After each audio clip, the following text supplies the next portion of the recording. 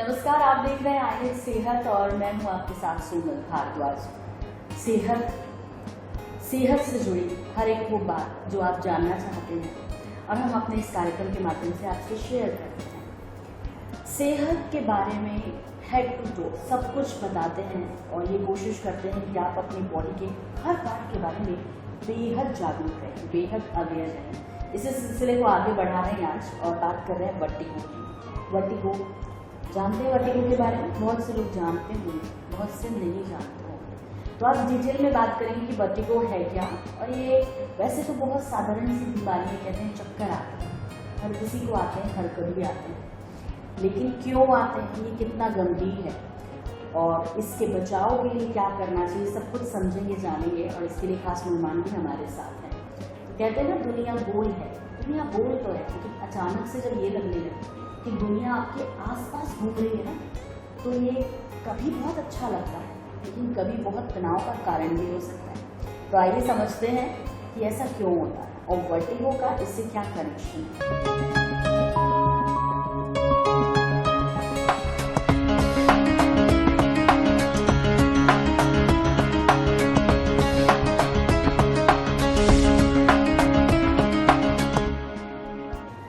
Vertigo के बारे में चर्चा कर रहे हैं डॉक्टर अनुज जावलकर जी हमारे साथ हैं। जाने माने एंटी स्पेशलिस्ट हैं और बेहद कहना चाहिए कि राजधानी रायपुर में ही नहीं, पूरे छत्तीसगढ़ में जो है वो जब टीएनटी से संबंधित कोई समस्या होती है, कोई गंभीर कारण होता है, तो फिर डॉक्टर जावलकर उसका इलाज बेहतरी के साथ करते हैं। बिना किसी देरी के डॉक्टर जावलकर, बहुत स्वागत है आपका। धन्यवाद, सेहत में। Thank you very much. और कैसे हैं आप? बहुत बढ़िया। ईएनटी नाक कान गला रोग विशेषज्ञ, सर ये बड़े नाजुक एरिया होते हैं, है ना? और मुझे लगता है कि 12 महीने से संबंधित कुछ ना कुछ परेशानी होती है। ये हमारे सारे स्पेशल सेंसेस है। नाक भी जो सुनने का काम करता है, कान सुनने और बैलेंसिंग का काम करता है, और गला हमारे बोलने और टेस्ट को वो करता है। तो ये सारे स्पेशल सेंसेस है। ये एक्चुअली कान, जो कान होते हैं हमारे, ये उसका स्ट्रक्चर है। वर्टिगो इस एरिया में रहता है? हाँ जी, हाँ जी। ये मतलब ये पूरा कान का जो हिस्सा है ना, काफी अंदर तक, शायद ऐसे ना समझ पाए आप, लेकिन कितना नाजुक होता है और ये किस तरह हमारी पूरी बॉडी को इफेक्ट करता है, ये बता रहे हैं डॉक्टर जावलकर। चक्कर आते हैं वर्टिगो में? हाँ जी। और क्या क्या होता है? देखिए, जब चक्कर आने का एक सबसे इम्पोर्टेंट कारण कान की वजह से है। कान, ये हमारा कान है, ये हमारा कान है। ये कान के 3 भाग होते हैं, एक बाहर वाला कान, एक बीच वाला और एक अंदर वाला कान। तो चक्कर का कारण कान के इनर वाले पार्ट, अंदर वाले कान में ये एक बैलेंसिंग पार्ट रहता है। कान अमूमन ये माना जाता है कि कान सिर्फ सुनने का काम करता है, लेकिन कान का काम सुनने के अलावा ब्रेन के साथ मिलके हमारे बॉडी को बैलेंस करना है। तो ये एक बैलेंसिंग एपरेटस रहता है, जिसमें छोटे छोटे कैल्शियम के पार्टिकल्स रहते हैं, जिसको हम ऑटोलिथ बोलते हैं। वो हमारे बॉडी को बैलेंस करने में हेल्प करते हैं। डॉक्टर, वर्टिगो सिर्फ चक्कर आने की वजह से होता है या कुछ और भी है? मतलब मैं थोड़ा सा डिटेल समझना चाहती हूँ, वर्टिगो को समझना। वर्टिगो मतलब एक लूज टर्म हो गया चक्कर। अब चक्कर क्यों आते हैं? 3 कारण होते हैं जिसकी वजह से चक्कर आते हैं। एक तो कान की वजह से, दूसरा आंख में भी कुछ प्रॉब्लम हो, और तीसरा ब्रेन में कुछ प्रॉब्लम हो। तो सबसे कॉमन कॉज पेरिफेरल वर्टिगो का कान में होना। कान के अंदर जो मैंने अभी बताया कि हमारा जो बैलेंसिंग पार्ट रहता है, ये वाला, ये बैलेंसिंग पार्ट है, इसमें छोटे छोटे कैल्शियम के पार्टिकल्स रहते हैं। वो जब डिस्टर्ब हो जाते हैं तो ये चक्कर आता है। दूसरा, कई बार इसी के अंदर प्रेशर बढ़ जाता है, तो उससे भी चक्कर आते हैं, जिसको हम मीनियस डिजीज कहते हैं। डॉक्टर साहब, वर्टिगो के लिए कितना टेंशन लेना चाहिए? कितना खतरनाक हो सकता है, या है संभव तो सब कुछ है इसमें? नहीं, इस वर्टिगो को जब जो कान की वजह से होता है, उसको हम एक सबसे कॉमन कॉज है बेनाइन पैरोक्सिस्मल पोजिशनल वर्टिगो, जिसमें पेशेंट जब पोस्चर चेंज करता है, जैसे बैठा है, खड़ा हुआ, लेटा है, करवट बदला, तो जोर से चक्कर आता है। ये बहुत इजीली कंट्रोलेबल है। बहुत बार क्या होता है, इनिशियली पेशेंट को कुछ दिन तक थोड़ा थोड़ा चक्कर आता है, उस समय पेशेंट घरेलू उपचार करते हैं या सादी दवाइयाँ ले लेते हैं, उस चक्कर में ये बढ़ जाता है। तो इनिशियल स्टेज में ही इसका प्रॉपर स्पेशलिस्ट से ट्रीटमेंट हो तो ये 100% ठीक हो जाता है। उसके लिए हमको कुछ डायग्नोस्टिक मैन्योर्स होते हैं वो करना रहता है, और उसके बाद कुछ मेडिकेशन, और मेडिकेशन के बाद जब ये कम्प्लीटली ठीक हो जाता है तो हम पेशेंट को कुछ वेस्टिबुलर रिहेबिलिटेशन एक्सरसाइजेस, कुछ एक्सरसाइजेस होती है जो सिंपल गर्दन की 5-10 मिनट की एक्सरसाइज होती है वो हम करने बोलते हैं। तो मैक्सिमम पेशेंट में ये पूरी तरह से ठीक हो जाता है। वर्टिगो हमला करता है डॉक्टर साहब, ठीक कह रहे हैं? बिल्कुल बिल्कुल। एक दिन अचानक क्या होता है, बहुत बार पेशेंट आते हैं और ये ऐसा बोलते हैं कि एक दिन मैं रात में सोया था, अच्छा था, सुबह उठा तो जोर से चक्कर आने लगा, या कहीं बैठे हैं और अचानक से चक्कर शुरू हो गया। तो उसका कारण ये रहता है कि जो हमारे ऑटोलिथ्स है, कैल्शियम के पार्टिकल्स है, वो किसी एक्सर्शन की वजह से या कई बार अंदरूनी कारणों से डिस्टर्ब हो जाते हैं। ये देखा गया है कि इस तरह का problem majorly diabetes, thyroid, blood pressure, इस तरह की डिजीज में कॉमन है, लेकिन ये किसी को भी कभी भी हो सकता है। अभी 5 साल से लेके 100 साल तक के पेशेंट हमारे पास आते हैं जिनको सेम कारण से चक्कर आता है। होता क्या है, वो केमिकल लोचा क्या हो जाता है अंदर? उसका कारण ये है, जैसे अब कई बार हमारी लाइफ स्टाइल उसका कारण है।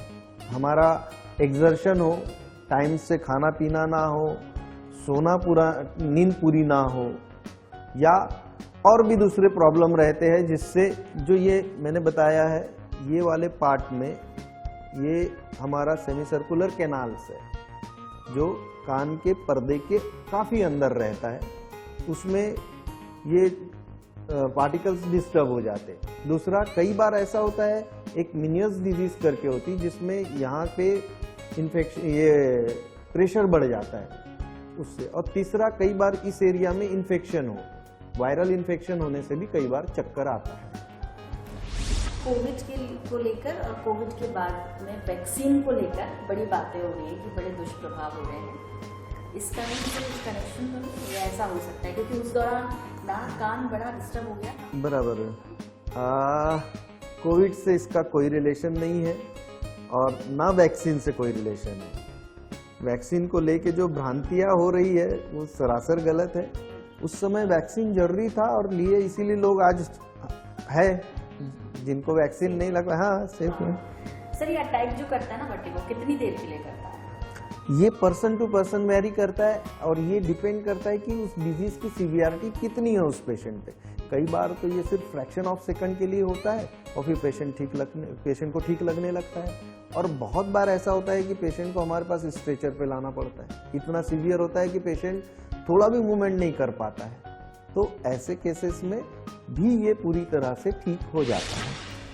और आपने कहा कि कुछ सेकंड के लिए भी होता है, कई बार स्ट्रेचर पे भी लाना होता है, लेकिन इस वर्टिगो की प्रॉब्लम कितने समय तक एक मनुष्य के शरीर में रह सकती है, या कितना समय लगता है इसको पूर्णतः ठीक होने में? मैक्सिमम पेशेंट में हमने ये देखा है कि एवरेज टाइम ट्रीटमेंट का जो रहता है 1.5 से 2 महीना, 6 to 8 वीक्स हम बोलते हैं मेडिकेशन लेना है। कई बार पेशेंट्स को ईयर्स टुगेदर भी लेना रहता है, कई बार 2-3-4 हफ्ते में, 6 हफ्ते में पूरा ठीक हो जाता है। Most of the time patient के इग्नोरेंस की वजह से लंबा ट्रीटमेंट चलता है। क्या होता है, हम ये हर पेशेंट को बोलते हैं कि जब ये पूरी तरह से ठीक हो जाए तो उसके बाद उनको कुछ एक्सरसाइज करना है। बहुत सिंपल सी 5-10 मिनट की एक्सरसाइजेज रहती है। उसमें नेक की एक्सरसाइज रहती है, नेक ऊपर नीचे करना है, साइड टू साइड मूवमेंट करना है, पूरा सर्कुलर मोशन एक तरफ से दूसरी तरफ से। फिर 2-3-4 और एक्सरसाइज, उसके चार्ट आते हैं, इवन इंटरनेट पे भी अवेलेबल है और हम हर पेशेंट को देते हैं। तभी करना है, वैसे भी रेगुलर करें तो अच्छा है लाइफ में। हम तो यही बोलते हैं कि एक्सरसाइज तो करना ही चाहिए, प्रोफाइलेक्टिकली भी सभी को एक्सरसाइज करना चाहिए। और ये नेक की सिंपल एक्सरसाइज है जो योगा में भी कराई जाती है, तो कहीं ना कहीं वो हमको हेल्प करेगा होने से बचाने में। कितनी तरह का ट्रीटमेंट कर सकते हैं इसमें, मतलब सिर्फ एक्सरसाइज योगा से ठीक होता है, या बात बहुत बिगड़ जाए तो फिर सर्जरी भी करते हैं क्या? वर्टाइगो के लिए सर्जरी बहुत रेयरेस्ट है। Most of the patient 90-98% patient जो है वो मेडिकल ट्रीटमेंट और कुछ मैन्योर्स होते हैं उसको बहुत अच्छे से रिस्पॉन्ड करते हैं, तो सर्जरी तो नहीं ही लगती है, ये मान के चलिए। सर, चक्कर आते हैं या कुछ स्त्राव भी कान में से होता है, या बॉडी का वो कौन कौन सा पार्ट है जो इससे अफेक्ट हो सकता है, मतलब यदि हम इस तरह से वर्टिगो से पीड़ित हैं? जब भी चक्कर आता है तो मोस्टली इनर ईयर में प्रॉब्लम से ही आता है, पर अगर साथ में पेशेंट को कुछ इन्फेक्शन भी है, कान के पर्दे में छेद है, तो उसको चक्कर के साथ साथ कान से पानी या हम जो पस बोलते हैं वो आता है। किसी पर्सन पेशेंट में हेडेक होता है, कुछ 1% पेशेंट में कभी कभी सीटी जैसी आवाज़ आती है सूं करके, या अलग अलग तरह के कान में इसके साथ साथ आवाज़ आती है। कुछ % पेशेंट में चक्कर के साथ साथ उल्टी या उल्टी जैसे भी लगता है। ये सारे सिम्टम्स भी साथ में हो सकते हैं। हाँ जी, आपने बहुत सही और टू द पॉइंट सवाल किया है। इसको हम वेस्टिबुलर माइग्रेन कहते हैं। बहुत सारे पेशेंट में हेडेक भी बहुत होता है और साथ में चक्कर भी आता है, तो उसकी वजह से ऐसा होता है, उसको वेस्टिबुलर माइग्रेन बोलते हैं। सर इसका गर्भावस्था से भी कुछ है? नहीं, प्रेगनेंसी से तो ऐसा कुछ नहीं है। प्रेगनेंसी में हार्मोनल डिस्टर्बेंसेस होने की वजह से वर्टाइगो होने के चांसेस रहते हैं। स्पेशली जब या कहें कि गर्भावस्था में रहती हैं तब, या नॉर्मल ज़्यादा चक्कर आते हैं, ज़्यादा सोचती हैं फीमेल्स इसलिए होता है या नहीं, इसका कुछ कारण भी हो सकता है डॉक्टर साहब? डेफिनेटली मेडिकल रीजन है। हाँ। जैसे हमने देखा है कि प्रेगनेंसी के दौरान या लैक्टेशन के दौरान हमारे बॉडी में कुछ हार्मोनल चेंजेस होते हैं, तो उसकी वजह से भी ये देखा गया है कि चक्कर का प्रॉब्लम फीमेल्स में उस दौरान होने के चांसेस रहते हैं। तो वो भी उस समय भी ये मेडिकेशन से ही ठीक हो जाता है। कुछ एक मेडिसिन ऐसी है जो हम प्रेगनेंसी और लैक्टेटिंग मदर को भी देते हैं और उससे वो चक्कर पूरी तरह से ठीक हो जाता है। तो सर कब समझना चाहिए कि घंटियां बजने लगी हैं कि डॉक्टर अनुज जौलकर के पास पहुंचो, या अब आपको हॉस्पिटल के चक्कर काटने पड़ेंगे? वो इंडिकेशंस कौन कौन से होते हैं? मोस्ट ऑफ द टाइम जब भी चक्कर आता है तो उसका एक छोटा सा ऑरा होता है, मतलब वो होने के पहले हमको कुछ सिम्टम्स आते हैं। जैसे चक्कर आएगा तो पेशेंट को थोड़ा सा अनईजी लगने लगेगा, फिर उसके बाद उसको उल्टी या उल्टी जैसे लगने लगेगा, लेटर ऑन उसको चक्कर आएगा फुल फ्लेज।